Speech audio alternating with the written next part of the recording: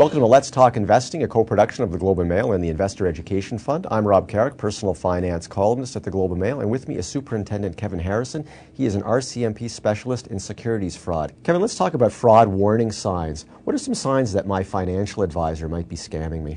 Well, the old saying is in fraud is if it sounds too good to be true. That's really the starting point.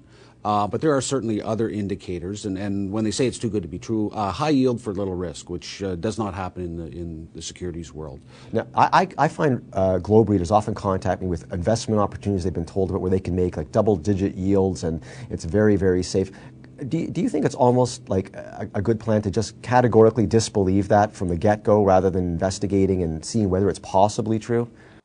Certainly it's possibly true, very rare, but the key to it is investigate. And I use the example that you wouldn't go out and buy a $2,000 used car without first going and checking out, the history of that car and, the mileage, is it correct, some of the repairs on that car. So the question is, why would you then turn over your entire life savings, to someone that you don't know, to something an investment you don't know about? What interests me about Madoff and Earl Jones was that people used them for years and years and years, and then all of a sudden the financial crisis came and they were exposed. But what would have been some signs that they weren't dealing with a legitimate financial person along the way? There is a requirement for anyone selling securities to be registered in the province in which they are undertaking business. So that's a first sign. If they're not registered, red flag right there. Okay. Second thing, high pressure. They try and push you to make a decision right now, but take your time. Certainly, take your time. Check things out. Don't be an armchair investor.